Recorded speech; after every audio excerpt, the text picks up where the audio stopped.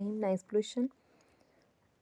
आज का टॉपिक जो है हमारा है वो है पोल्यूशन का। और ये है नॉइज़ पोल्यूशन। नॉइज़ पोल्यूशन अगर इसको का शोर भी हम कहते हैं कि शोर की वजह से जो पोल्यूशन होती है और किस वजह से ये पैदा होती है, या इसके काज भी पढ़ेंगे। We enjoy the programmes on radio और television by hearing sounds of different qualities. हम जो है वो प्रोग्राम को इंजॉय करते हैं रेडियो में, और जो टेलीविज़न पे हम सुनने को मिलती हैं हमें मुख्तलिफ़ किस्म की आवाज़ें।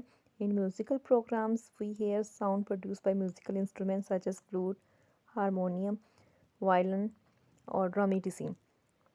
हम किसी म्यूज़िकल प्रोग्राम्स में जो आवाज़ें सुनते हैं उसमें म्यूज़िकल इंस्ट्रूमेंट्स की होती है, जो कि एक मुख्तलिफ़ इंस्ट्रूमेंट्स की होती हैं। Sounds of this instrument has pleasant effect on our ears. ये आवाज़ें जो होती हैं, इन इंस्ट्रूमेंट्स की जो आवाज़ें होती हैं वो हमारे कानों पे जो खुशगवार असरात को छोड़ती हैं।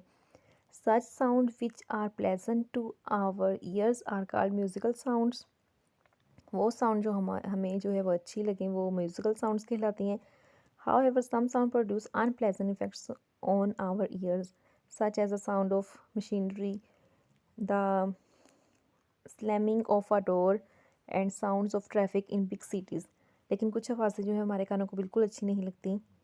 इनमें मशीनरी की आवाज़ें हैं, और इस तरह की आवाज़ जो हमारे कानों को अच्छी ना लगे वो होती हैं।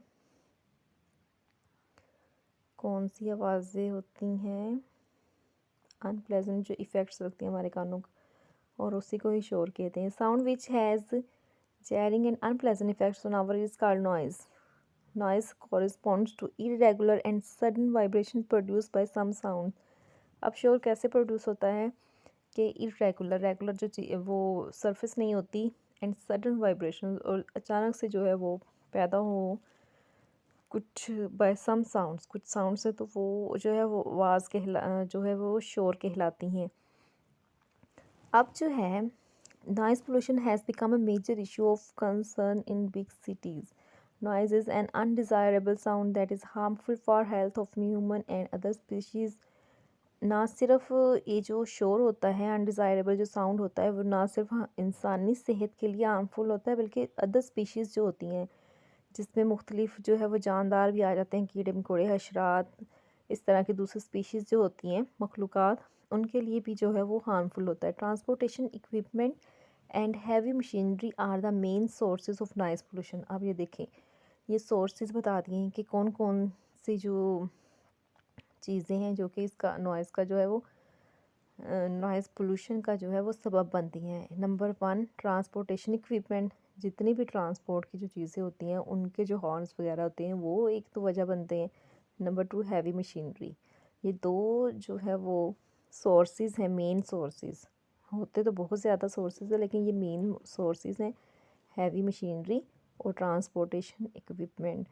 ये दो सोर्सेज ऐसे हैं जो कि नॉइज़ पोल्यूशन का सबब बनते हैं। For example, noise of machinery in industrial areas, loud vehicle, horns, hooters, and alarms. Noise has negative effects on human health as it can cause conditions such as hearing loss. अब ये जो शोर होता है उसकी वजह से हम कौन कौन सी जो है वो हेल्थ इश्यूज़ हमारे जो हेल्थ इश्यूज़ है वो प्रोड्यूस होते हैं। Number 1, hearing loss. हमारी सुनने की जो सलाहियत होती है वो कम हो जाती है।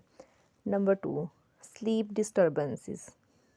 हमारी जो नींद होती है वो डिस्टर्ब होती है। एग्रेशन। एग्रेशन का मतलब होता है खिंचाव सा पैदा होना, तनाव पैदा होना। हाइपरटेंशन। हाइपरटेंशन में भी यही होता है कि बहुत ज़्यादा चिड़चिड़ापन जो होता है वो पैदा होना। High stress levels. स्ट्रेस का लेवल हाई हो जाना। दबाव। स्ट्रेस का मतलब होता है दबाव। तो ये तमाम जो हेल्थ इश्यूज़ हैं वो जो है वो प्रोड्यूस होते हैं, जो कि बहुत ही ख़तरनाक है हेल्थ के लिए। ठीक है, इनमें से कोई भी ऐसा नहीं है जो कि हम कह दें कि चलो गुजारा हो जाएगा। शोर से बहुत ज़्यादा जो हेल्थ इश्यूज़ जो हैं वो प्रोड्यूस होते हैं।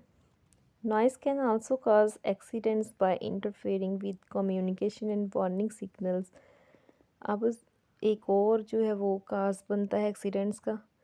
एक्सीडेंट कैसे होते हैं कि कम्युनिकेशन आपस में नहीं हो पा रही होती है, जो हॉर्न्स वगैरह होते हैं वो नहीं सुन पा रहे होते हैं। क्यों? क्योंकि वो शोर इतना ज़्यादा होता है। तो इस वजह से जो एक्सीडेंट कॉज का भी सबब बनता है। Accident cause. A safe level of noise depends on two factors. Number one, the level of the noise and the period of exposure to the noise. अब ये जो सेफ़ लेवल जिसको हम कह सकते हैं नॉइज़ का सेफ़ लेवल जो है वो दो फैक्टर्स पे डिपेंड करता है। एक तो जो है वो नॉइज़ का जो लेवल है उस पर, और दूसरा है period of exposure to the noise, कि कितनी देर तक वो शोर जो है वो रहता है। The level of noise recommended in most countries is usually 85 to 90 decibel over an 8-hour workday. Decibel क्या है? इंटेंसिटी लेवल जो होती है या साउंड की जो माप मेजरमेंट का होता है यूनिट, वो होता है डेसिबल। और ये बता दिया गया पीछे के बेल क्यों रखा गया है और डेसिबल क्यों होता है। ये सारे पीछे जो हम टॉपिक पढ़ चुके हैं कि बेल जो है वो उसने जो है आवाज़ की को जो था वो फाइंड आउट किया था सबसे पहले, तो वो साइंटिस्ट का नाम है। अच्छा, यहाँ पे ये बताया हुआ है कि नॉइज़ रेकमेंड जो है मोस्ट कंट्रीज़ में जो है वो दो, मतलब कि उन्होंने कहा है लेवल कितना होना चाहिए नॉइज़ का 85 टू 90, और period of exposure to the noise कितना होना चाहिए 8 आवर्स। ठीक है, 8 घंटे होने चाहिए उसके।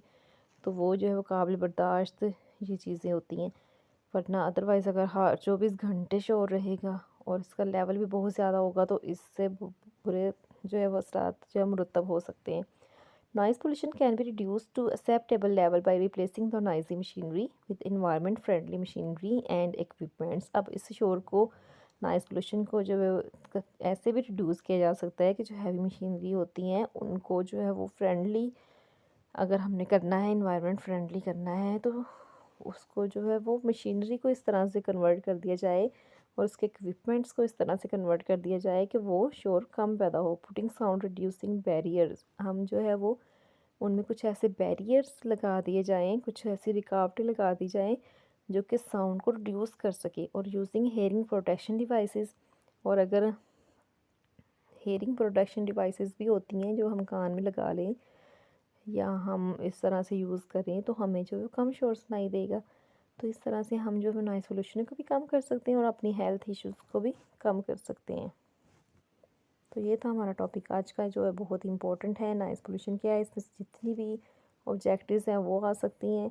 सबसे इम्पोर्टेंट जो ऑब्जेक्टिव्स है वो यही है कि इसके काज क्या हैं और इन काज को कैसे कम किया जा सकता है और हेल्थ इश्यूज़ कौन से हो सकते हैं। और सबसे इम्पोर्टेंट जो है लास्ट पैराग्राफ में इसका लेवल जो है वो कितना होना चाहिए और आवर्स कितना होना चाहिए। ठीक है, टाइम पीरियड कितना हो और लेवल कितना हो, जो कि एक सेफ साउंड का होता है। सेफ़ लेवल ऑफ नॉइज़ की कितनी है वो आप बताएं।